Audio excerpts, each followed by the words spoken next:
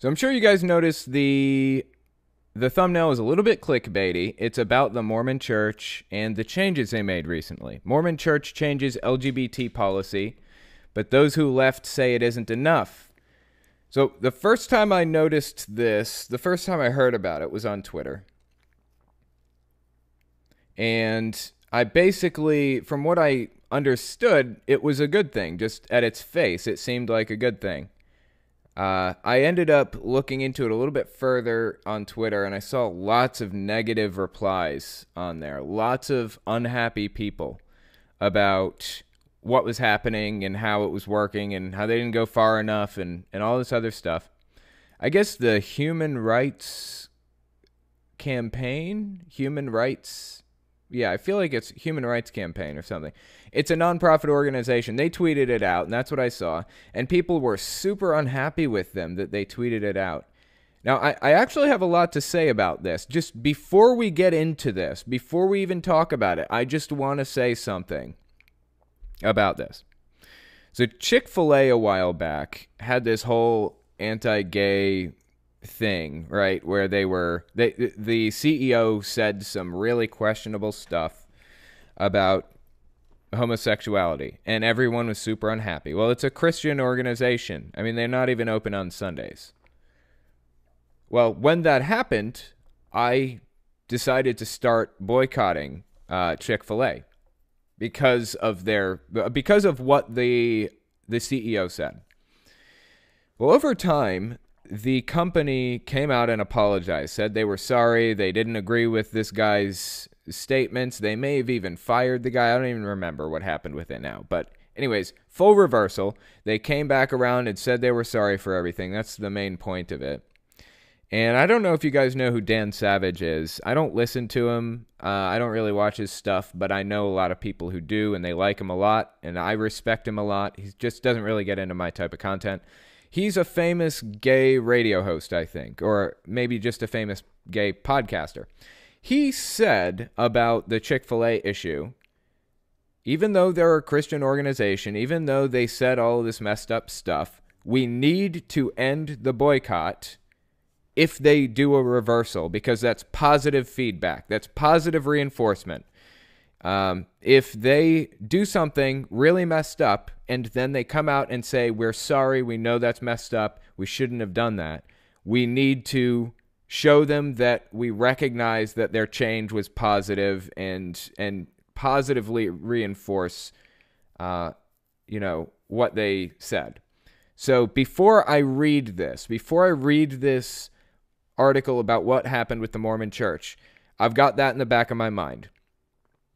They probably didn't go far enough, but this is better than nothing is my guess. So let's just, before we get into it, let's just read and see what it says, and then I'll make some decisions about it.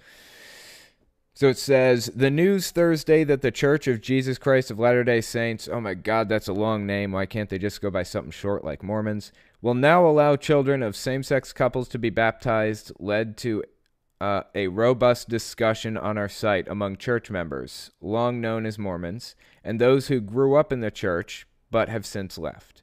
Some inside the church praised the decision, which reversed a former policy and the ability of its leaders to evolve their thinking on social issues, but dozens more readers who were raised in the church but had left it over its positions on LGBT issues said the announcement wasn't enough to bring them back. Some said it felt like the change was little more than a publicity effort aimed at finding new paying members.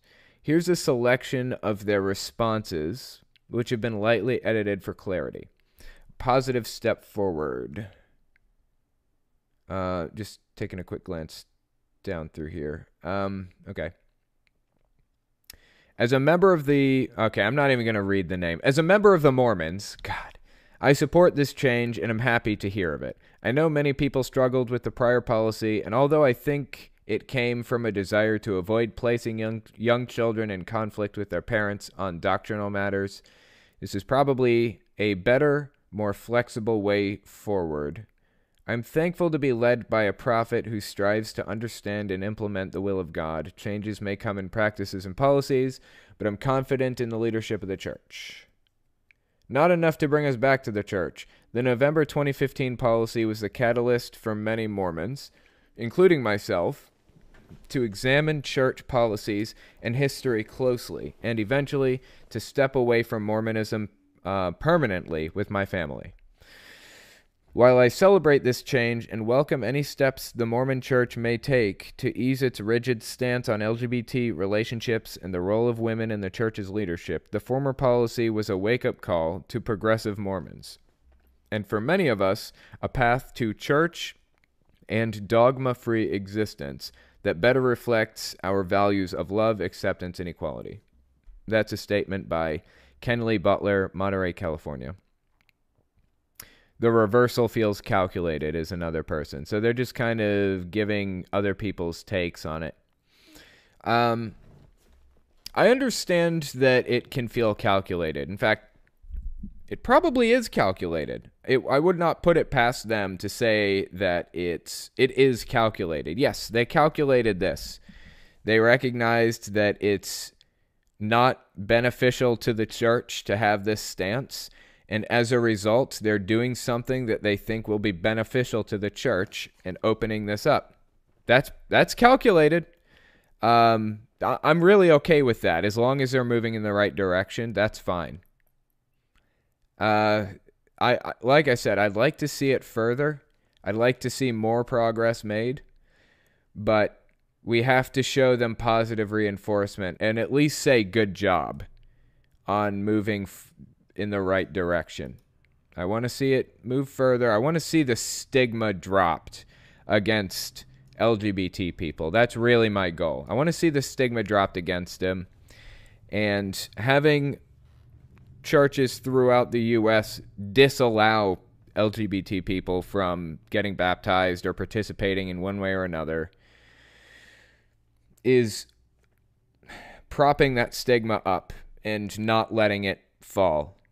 So the fact that they're doing this is actually a good thing. Even if it's not far enough, I'm still going to say good job.